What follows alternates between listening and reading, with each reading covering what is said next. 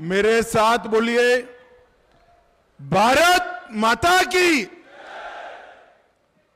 मंच पर उपस्थित दिल्ली सरकार की लोकप्रिय मुख्यमंत्री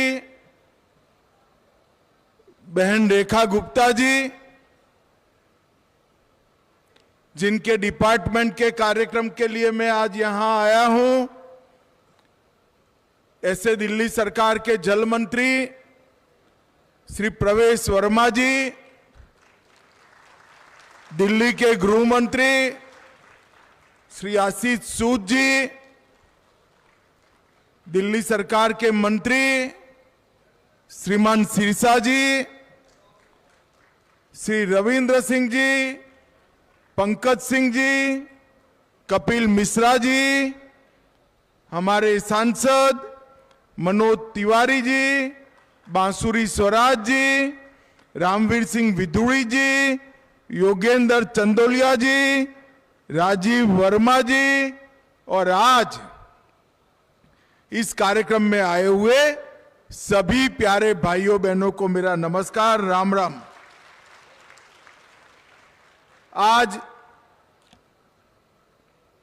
मैं सबसे पहले दिल्ली प्रदेश भारतीय जनता पार्टी के वरिष्ठ नेता और पूर्व अध्यक्ष श्री विजय कुमार मल्होत्रा जी को श्रद्धांजलि अर्पित करना चाहता हूं। यह कार्यक्रम उसी दिन लगा था जब विजय जी का निधन हुआ और उन्हीं के सम्मान में कार्यक्रम को थोड़ा देरी से करने का सोचा गया। जनसंघ की स्थापना से ही विजय जी राष्ट्रवादी विचारों से रंगे और अंतिम सांस तक राष्ट्रीय स्वयंसेवक संघ और भारतीय जनता पार्टी की विचारधारा को समर्पित जीवन जीते रहे। विजय जी ने दिल्ली के विकास में मेट्रोपॉलिटन काउंसिल के अध्यक्ष के रूप में, सांसद के रूप में अनेक विध काम किए, जिससे आधुनिक दिल्ली की नींव पड़ने का काम हुआ। मैं फिर से एक बार हमारे प्रिय नेता विजय कुमार मल्होत्रा जी को समस्त दिल्ली वासियों की ओर से मन पूर्वक श्रद्धांजलि अर्पित करता हूं। मित्रों, आज हम सब यहां एकत्रित आए हैं। अभी 2 दिन पहले ही 7 अक्टूबर के दिन मोदी जी ने मुख्यमंत्री और प्रधानमंत्री के रूप में लगातार काम करते हुए 24 साल की यात्रा पूरी की है। 24 साल की। देश में एक पहला व्यक्तित्व ऐसा है जो लगातार 24 साल के लंबे कालखंड तक एक बड़े राज्य के मुख्यमंत्री और फिर महान भारत के प्रधानमंत्री के रूप में अहरनिश देश की सेवा करते हैं। और ये 24 साल में अपने शासन में, चाहे वो गुजरात में मुख्यमंत्री के रूप में हो या देश में प्रधानमंत्री के रूप में हो, अनेक नई शुरुआतें की, जिससे हमारे आजादी के स्वतंत्र सेनानियों के स्वप्नों को पूर्ण करने की नींव डालने का काम किया।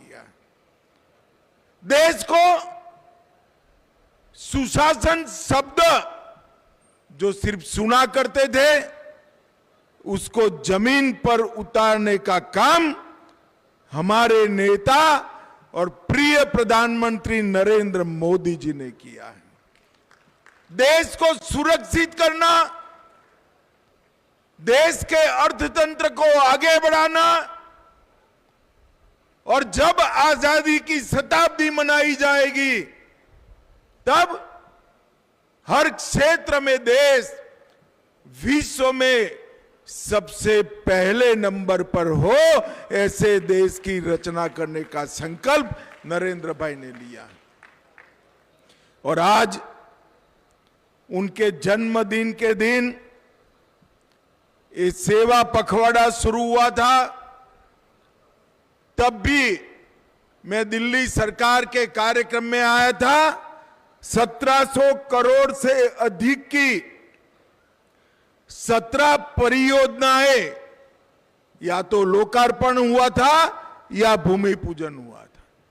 और आज जब सेवा पखवाड़ा समाप्त हो रहा है, तब आज फिर से 1800 करोड़ की लागत से 11 लोकार्पण और 8 शिलान्यास एक ही कार्यक्रम के माध्यम से पूर्ण होते हैं। परंतु मित्रों, आज के कार्यक्रम का एक अलग महत्व है। आज के कार्यक्रम में लगभग 80% काम यमुना जी को निर्मल बनाने की योजनाओं के साथ जुड़े हैं। जब दिल्ली की जनता ने परिवर्तन किया, तब अभी रेखा जी मुख्यमंत्री नहीं बनी थी, मोदी जी का धन्यवाद का कार्यक्रम भाजपा मुख्यालय पर था, तब मोदी जी ने कहा था कि भाजपा सरकार की प्राथमिकता में सर्वोच्च क्रम पर मां यमुना को शुद्ध करने का काम रहेगा। कई लोगों ने ऐसा कहा। ये आपदा सरकार जो थी उसने भी कहा था कि दूसरी बार वोट लेने आएंगे तो यमुना में डुबकी मार कर बताएंगे। उन्होंने नहीं मारी। प्रवेश वर्मा ने उनके कटआउट को डुबकी लगवाई। दिल्ली वालों, कटआउट भी बीमार होकर सफदरजंग अस्पताल में उसको भर्ती करना पड़ा। उन्होंने डुबकी नहीं लगाई, उनको दिल्ली वालों ने डुबो दिया। मोदी जी ने वादा किया था, मैं आपको भरोसा दिलाता हूं कि लोकसभा के चुनाव के पहले पहले यमुना जी को हम स्वच्छ करने का काम पूरा कर देंगे। और मैं इसलिए कह रहा हूं, मोदी जी के अध्यक्षता में एक मीटिंग हुई, अधिकारियों ने बताया कि ढेर सारा पैसा लगेगा। मोदी जी ने कहा, पैसे की चिंता मत करिए, हम जितना भ्रष्टाचार बंद करेंगे और जितना एडवर्टाइज कम करेंगे, उसी से यमुना जी का शुद्धिकरण हो जाएगा। और मित्रों, आज यमुना जी के शुद्धिकरण का, साफ यमुना के स्वप्न को साकार करने का रास्ता प्रशस्त हो चुका है।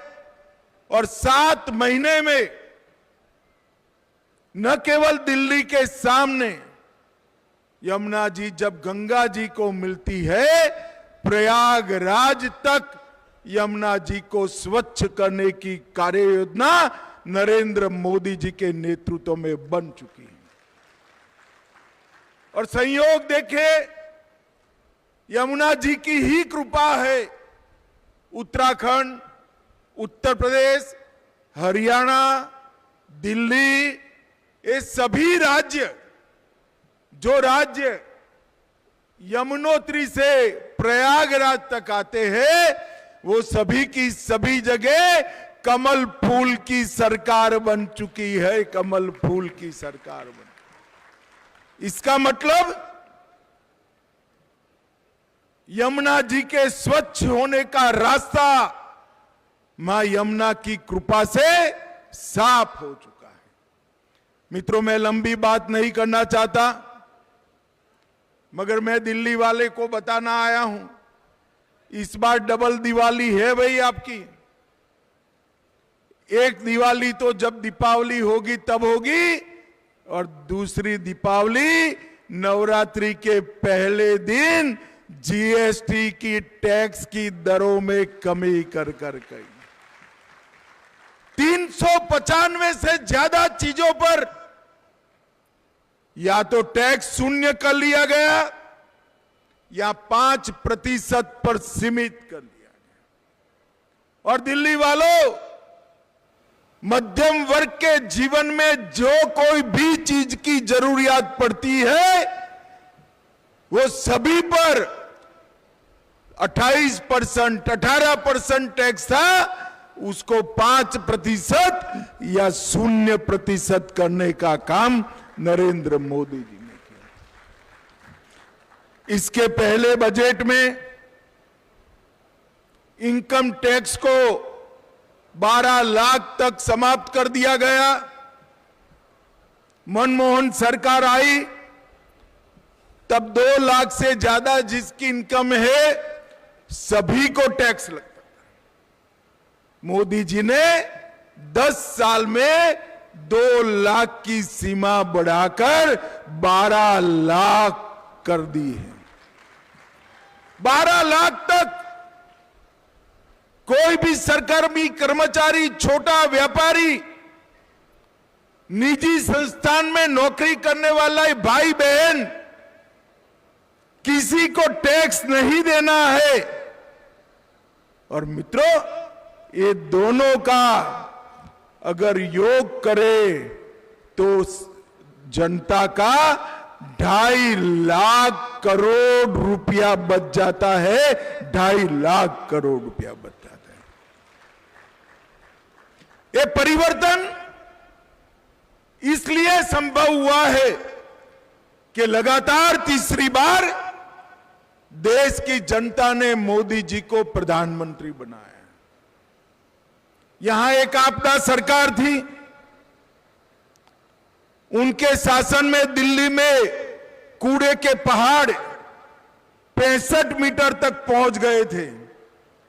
मैं आपको बताकर जाता हूं, 1 जनवरी 2028 में दिल्ली वालों, कूड़े का पहाड़ आप ढूंढ नहीं पाओगे, ढूंढ नहीं पाओगे।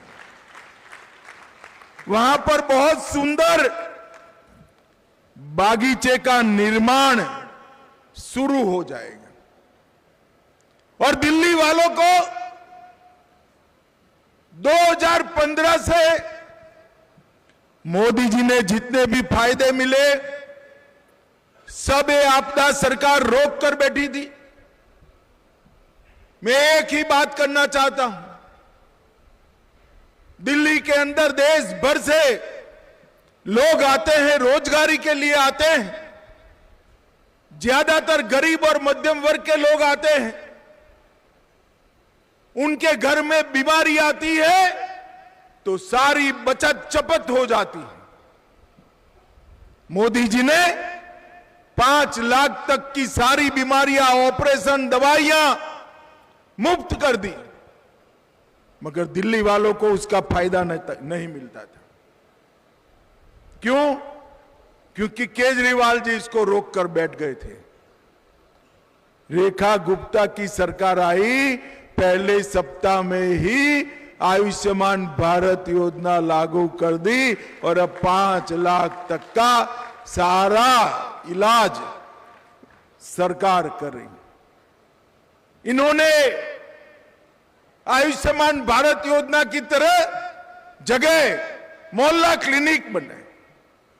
57 मोहल्ला क्लिनिकों में ग्लूकोमीटर ही नहीं था, 45 में एक्सरे मशीन नहीं थी, 21 में तो पल्स नापने की व्यवस्था नहीं थी और 38 क्लिनिक में थर्मोमीटर भी नहीं था।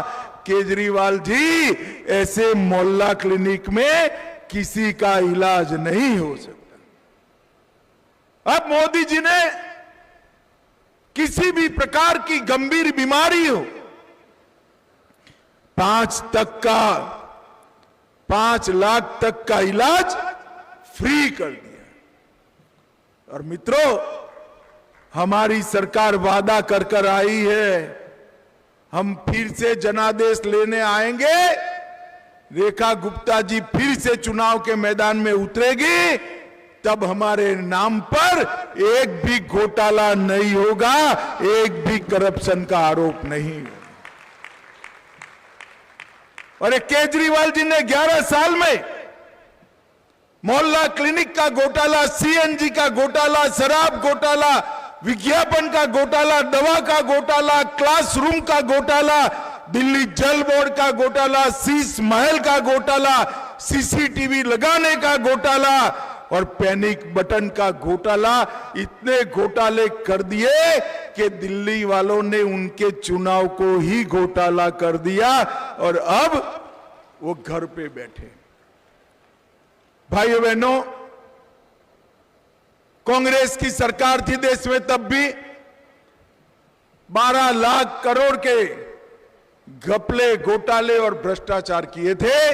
मोदी जी के 11 साल के शासन में एक भी आरोप हमारे प्रधानमंत्री पर नहीं लगा है। यही बताता है कि भारतीय जनता पार्टी की सरकारें जनता को समर्पित सरकारें होती। मोदी जी के जन्मदिन के कार्यक्रम पर, शुभ मौके पर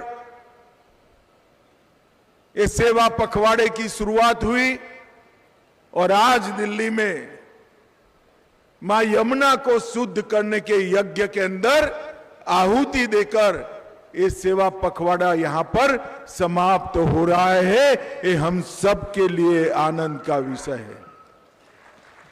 और मित्रों, यमुना शुद्धि का जो नरेंद्र मोदी जी का संकल्प है, ये राजनीतिक संकल्प नहीं है। यमुना जी का हमारे जनमानस में और जनता के मन में जो पवित्र स्थान पर यमुना जी विराजती है, उसका सम्मान करने का एक कार्यक्रम है, सम्मान करने का कार्यक्रम। भाइयों बहनों, कुछ दिनों के बाद दीपावली और छठ मैया की पूजा की त्योहार आ रहे हैं। मैं दिल्ली वासियों को छठ पूजा की और दीपावली की, दोनों की अग्रिम बधाई देना चाहता हूं। और दिल्ली में 15 साल और 11 साल कांग्रेस और आप पार्टी ने जो दिल्ली को विकास से महरूम रखा था, 5 साल में पूरे दुनिया में हमारी राजधानी के चर्चे हो, ऐसा दिल्ली बनाने का हमारा संकल्प है, वो हम जरूर पूरा करेंगे। फिर से एक बार दिल्ली वासियों को बहुत बहुत बधाई। वंदे मातरम।